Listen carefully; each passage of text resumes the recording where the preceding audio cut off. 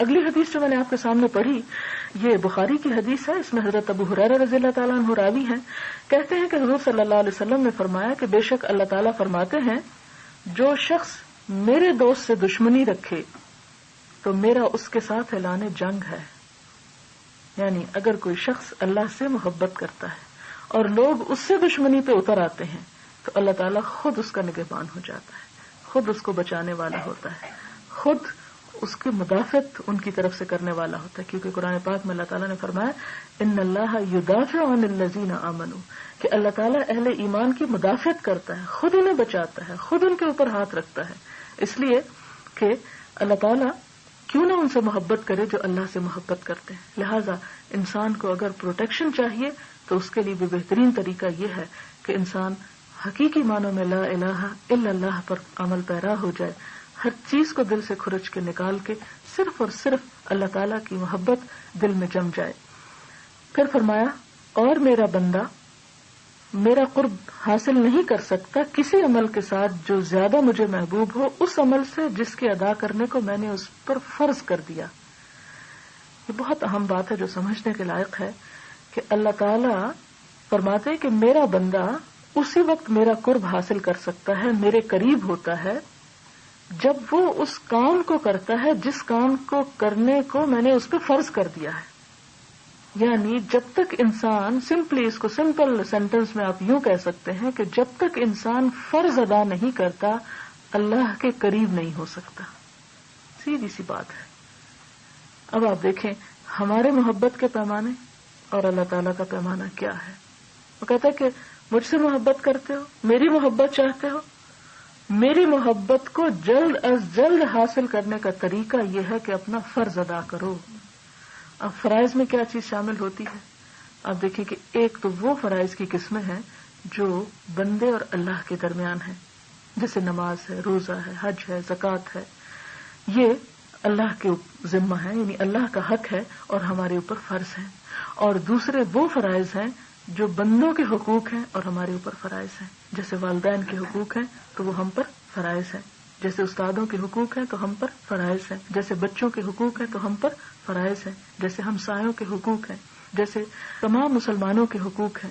تو یہ سب چیزیں انسان کے اوپر فرض کی گئیں. تو فرمایا کہ جب کوئی بندہ اپنا فرض ادا کرتا ہے تو وہ فرض ادا کر کے دراصل میرے قریب پہنچتا ہے. اور اگر کوئی بندہ فرض ادا نہیں کرتا اور صرف ایسے کام کرتا ہے یا صرف نوافل کی طرف توجہ رکھتا ہے, جیسے کہ ہمارے ہاں عام طور پر عادت ہے کہ لوگ سال بھر نمازیں نہیں پڑھتے یا کبھی پڑھی کبھی نہ پڑھی, اور رمضان میں شاید آخری جمعے کو یا کوئی آخری رات ہوتی ہے اس کو قضائے عمری کے عمری قضا پڑھتے ہیں کہ ساری زندگی کی نمازیں اس دن 2 رکعت نفل پڑھ لی, پتہ نہیں اثر سے پہلے کے بعد, کچھ اس طرح کی باتیں مشہور ہیں. بھلا یہ کیسے ممکن ہے کہ ایک شخص دن میں 5 دفعہ تھک رہا ہو اور ایک شخص سال میں 1 دفعہ 2 رکعت نماز پڑھ لے اور وہ کہے کہ یہ سب کافی ہو گیا. پھر اسی طرح آپ دیکھیں کہ ہمارے ہم وطنوں کے ہم پر جو حقوق ہیں, ہمارے انسانوں کے جو ہم پر حقوق ہیں, جب حقوق العباد کا لفظ آتا ہے تو اس میں ہر طرح کے بندے شامل ہو جاتے ہیں, جس کا دائرہ انسان کی اپنی ذات سے لے کر اپنے والدین, اپنی اولاد, اور پھر اپنے قریبی رشتہ دار, اپنے ہمسائے اور پڑوسی, اپنے محلے میں بسنے والے, اپنے شہر میں بسنے والے اور اپنے ملک میں بسنے والے, اور پھر تمام دنیا میں بسنے والے لوگوں کے ہم پر حقوق ہیں. اور ان سب کی تفصیلات قرآن اور سنت میں ہمیں ملتی ہیں. اور کچھ چیزیں ایسی ہیں کہ جب تک وہ بندے معاف نہیں کرتے اللہ تعالیٰ بھی ان کو معاف نہیں کریں گے. کچھ چیزیں ایسی ہیں کہ جو اللہ اور بندے کے درمیان ہیں, اگر ان میں کوئی کمی کوتاہی ہو جاتی ہے تو وہ قابل معافی ہے. لیکن وہ چیزیں جو اللہ کے بندوں کے درمیان ہیں, جب تک بندے اپنا حق معاف نہیں کرتے اور دوسرے اپنا فرض ادا نہیں کرتے تو اللہ تعالیٰ بھی اس بندے کو اس کے حال پہ چھوڑ دیتے ہیں, اس کو معاف نہیں کریں گے. تو فرمایا کہ سب سے زیادہ جس چیز سے بندہ قرب حاصل کرتا ہے وہ فرائض کی ادائیگی کے ساتھ ہے. اور پھر اس کے بعد بندہ مسلسل نوافل کے ساتھ قرب حاصل کرتا رہتا ہے, یعنی صرف فرض ادا کر کے نہیں بیٹھ جاتا, بلکہ نوافل کا مطلب ہے ایکسٹرا, یعنی اپنے واجب اور لازم سے زیادہ, جس کو احسان کی ٹرم بھی استعمال کی جاتی ہے. آپ نے قرآن پاک میں بھی پڑھا ہوگا کہ ان اللہ یأمرکم بالعدل والاحسان, تو عدل ہوتا ہے پورا دے دینا, ہم سے تقاضا کیا گیا جو ہم اتنا اس کو واپس کر دیں, بندہ ہو یا رب ہو. لیکن نوافل وہ ہوتا ہے کہ دل کی خوشی کے ساتھ اگر کسی نے آپ کے ساتھ تھوڑا احسان کیا ہے اور جب آپ کو موقع ملے تو آپ اس کے حق سے بڑھ کر اس کے ساتھ احسان کریں, اپنے لازم سے بڑھ کر اس کے ساتھ اچھا کریں. تو یہ نوافل میں آ جاتا ہے. نماز کی شکل میں نوافل ہے, روزے کی شکل میں نوافل ہے, زکوٰۃ کے علاوہ جیسے مال میں نفلی صدقات جو ہیں. پھر اسی طرح بندوں کے حقوق کے ساتھ یہ ہے کہ جو آپ سے اچھا سلوک نہیں کرتا, جو آپ کے ساتھ برا کرتا ہے, آپ اس کے لیے برا نہیں سوچتے, آپ اس کے لیے پھر بھی خیر خواہی رکھتے ہیں. جو رشتہ دار آپ کو حق ادا نہ کرے, آپ ان کا حق ادا کرنے پر اپنے آپ کو تیار پاتے ہیں. تو یہ دراصل احساس ہے. تو جو بندہ حق سے بڑھ کے پھر کسی سے کرتا ہے تو اللہ تعالیٰ فرماتے ہیں پھر مزید میرے قریب ہو جاتا ہے, یہاں تک کہ میں اس سے محبت کرنے لگ جاتا ہوں. یعنی اللہ تعالیٰ پھر بندے سے محبت کرنے لگ جاتے ہیں. بس جب میں اس سے محبت کرتا ہوں تو اس کا کان بن جاتا ہوں جس کے ساتھ وہ سنتا ہے. اس کا کیا مطلب ہے کہ پھر جب اللہ کی محبت بندے پہ لازم ہوتی ہے تو بندے کو برائیوں سے خود بخود نفرت ہونے لگتی ہے. وہ کوئی ایسی بات سننا پسند ہی نہیں کرتا جو اللہ کو پسند نہ ہو. وہ پھر وہی چیزیں سنتا ہے جس کا سننا خدا کو پسندیدہ. پھر وہ غیبت اور چغل خوری اور دل آزاری اور بے حیائی کی باتیں سننے میں اس کا دل نہیں لگتا. پھر وہ ایسی محفلوں سے کتراتا ہے, پھر ان سے وہ بھاگتا ہے, ان سے وہ بیزار ہوتا ہے. اور پھر فرمایا میں اس کی آنکھ بن جاتا ہوں جس سے وہ دیکھتا ہے. اب آپ دیکھیں کہ اللہ تعالیٰ کا بندے کی آنکھ بن جانے کا مطلب یہ ہے کہ بندے کی آنکھ جو ہے وہ اللہ کی مرضی کے تابع ہو جاتی. گویا کہ وہ اپنی آنکھ سے نہیں, رب کی آنکھ سے دیکھ رہا ہے. رب کی آنکھ سے دیکھنے کا مطلب یہ ہے کہ جو رب چاہتا ہے بس پھر بندہ وہ دیکھتا ہے. اس کو بری چیزیں اور غلط چیزیں دیکھنے میں پھر وہ شوق نہیں رہتا, پھر وہ دلچسپی نہیں رہتی. لیکن اگر دل کے اندر وہ شر موجود ہے کہ جو نیکی کی بجائے برائی کی طرف ہمیں اٹریکشن اس طرف زیادہ ہے اور اس طرف وہ کھینچ کے ہمیں لے جاتا ہے, اور ہمارا دل نیکی کی بجائے ان چیزوں میں زیادہ لگتا ہے, خیر اور بھلائی اور دوسروں کی مدد کے کاموں کی بجائے شر اور فساد کی طرف زیادہ ہماری توجہ اور دلچسپی ہو جاتی ہے, تو پھر یاد رکھیے کہ یہ اللہ کی آنکھ نہیں کہ جس سے بندہ دیکھ رہا ہو. پھر فرمایا کہ میں اس کا ہاتھ بن جاتا ہوں جس کے ساتھ وہ پکڑتا ہے. یعنی اس کے سارے معاملات اور سارے کام جو ہیں پھر وہ اللہ کی مرضی کے مطابق ہوتے ہیں. اس کا ہاتھ کسی پہ ناروا حملہ نہیں کرتا, وہ ناروا کسی کو اذیت نہیں پہنچاتا, وہ اپنے ہاتھ سے دوسروں کی عزت اور جان مال کو محفوظ رکھتا ہے. اور پھر اس کا پاؤں بن جاتا ہوں جس کے ساتھ وہ چلتا ہے. پاؤں دراصل علامت ہے بھاگ دوڑ کی, زندگی کی سرگرمی اور حرکت کی, کہ انسان جہاں جہاں جاتا ہے, جس سے میل ملاقات کرنے, جس کام کے کرنے کے لیے, وہ سب کے سب خیر کی طرف پھر اٹھتا ہے. جب وہ مجھ سے مانگتا ہے پھر تو میں اس کو دیتا ہوں, اور اگر وہ مجھ سے پناہ مانگتا ہے تو میں اس کو پناہ دیتا ہوں. پھر میں اس کو بے سہارا اور بے یار و مددگار نہیں چھوڑتا. یعنی وہ بندہ پھر کمپلیٹلی میری پروٹیکشن میں آ جاتا ہے. جب بندہ میری مرضی پہ چلتا ہے تو میں بھی پھر اس کو اپنی پناہ میں لے لیتا ہوں. پھر وہ جو مجھ سے درخواست کرتا ہے, جو میرے آگے ہاتھ پھیلاتا ہے, میں اس کی دعائیں سنتا ہوں. پھر اگلی حدیث ہے, حضرت ابو ہریرہ نبی صلی اللہ علیہ وسلم سے نقل کرتے ہیں, آپ نے فرمایا جب اللہ کسی بندے کو محبوب رکھتا ہے تو جبریل علیہ السلام کو فرماتا ہے کہ اللہ تعالیٰ فلاں بندے کو محبوب جانتا ہے, تو بھی اس کو محبوب سمجھ. یعنی اللہ تعالیٰ جب بندے سے محبت کرتے ہیں تو جبریل علیہ السلام کو اپنے پاس بلاتے ہیں اور کہتے ہیں کہ دیکھو فلاں بندہ, میں اس سے محبت کرتا ہوں, تم بھی محبت کرو. یعنی انہیں بھی پابند کرتے ہیں.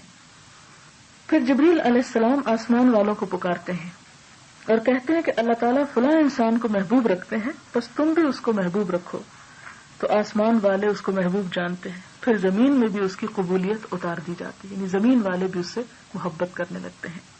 لیکن بعض اوقات یہ ہوتا ہے, آپ نے دیکھا ہوگا کہ کبھی کوئی ایسا بندہ تو آپ نے نہیں دیکھا کہ جس سے سب لوگ ہی محبت کرتے ہوں. ہمیشہ ہر ایک سے کوئی محبت بھی کرتا ہے اور کوئی نفرت بھی کرتا ہے. تو اس میں آپ دیکھیں گے کہ پھر محبت کرنے والوں اور نفرت کرنے والوں کا ریشو کیا ہے, یا غرض کیا ہے, یا سبب کیا ہے.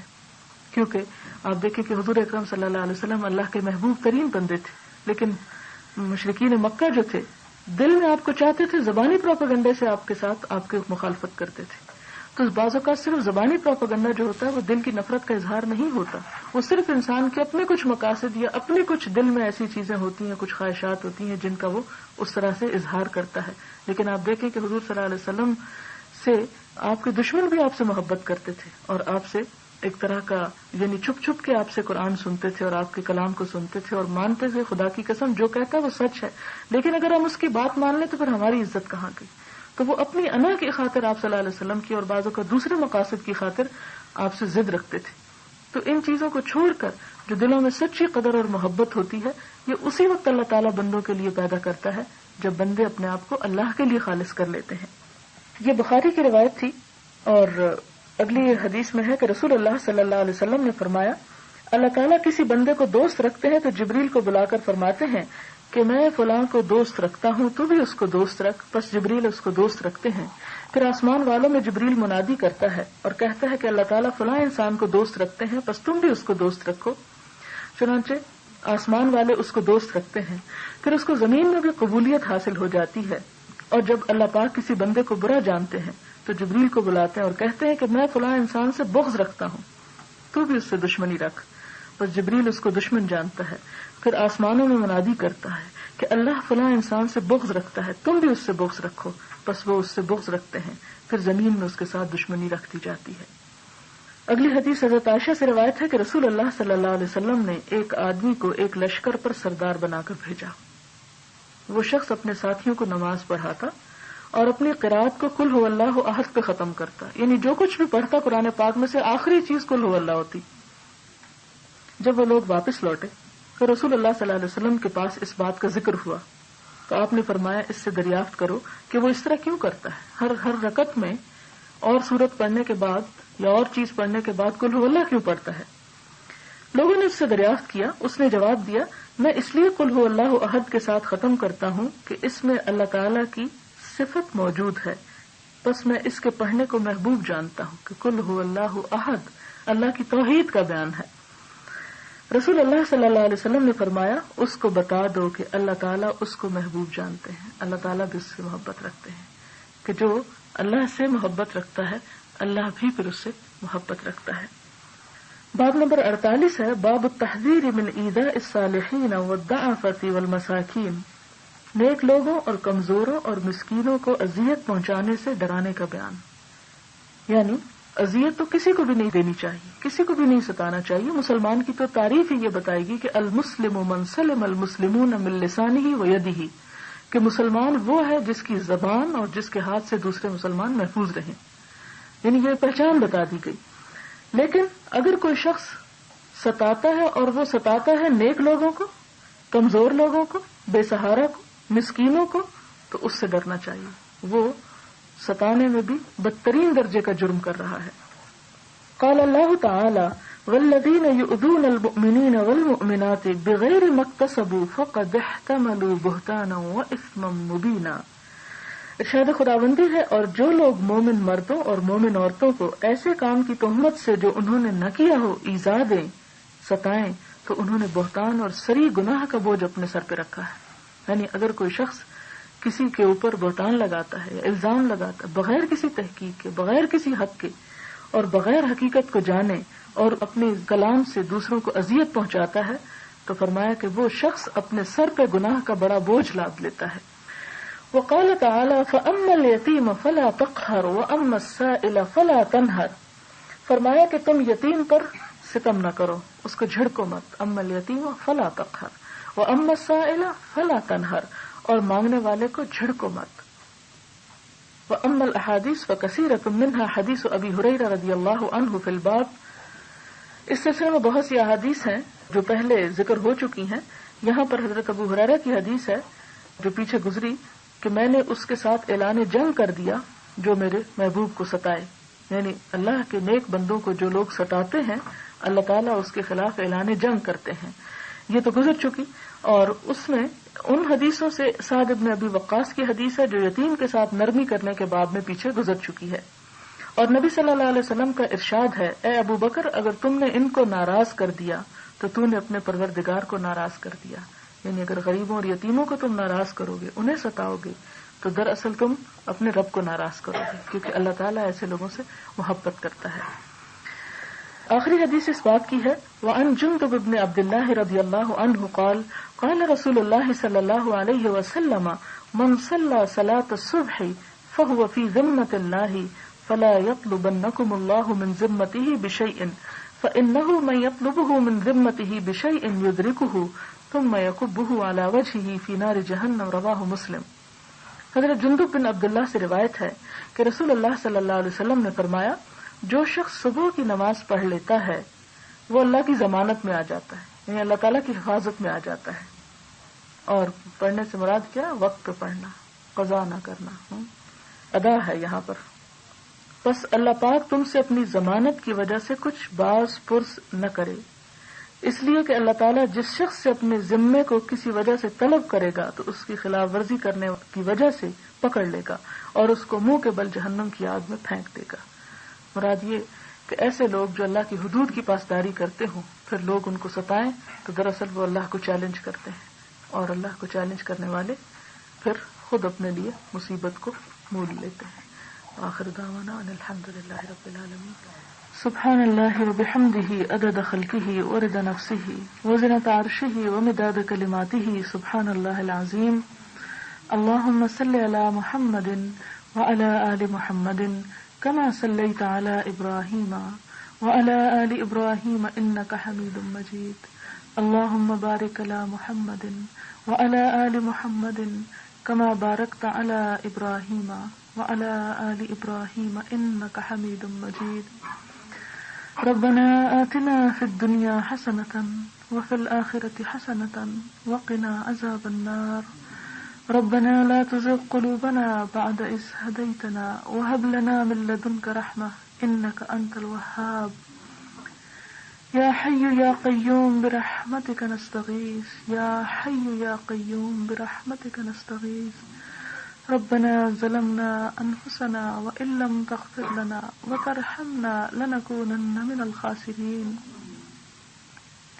اللهم لا مانع لما أعطيت ولا معطي لما منعت ولا ينفع ذا الجد منك الجد.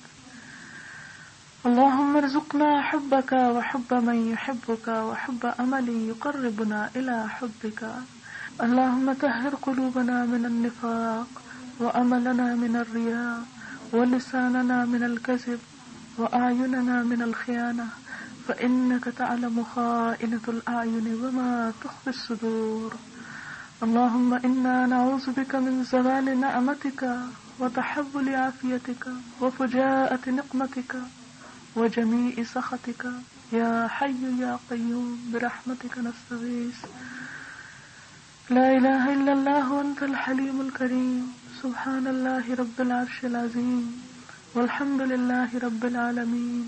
رب نسألك موجبات رحمتك وعزائم مغفرتك والغنيمة من كل بر والسلامة من كل اسم. لا تدع لنا ذنبا إلا غفرته ولا هما إلا فرجته ولا حاجة هي لك رضا إلا قضيتها يا أرحم الراحمين.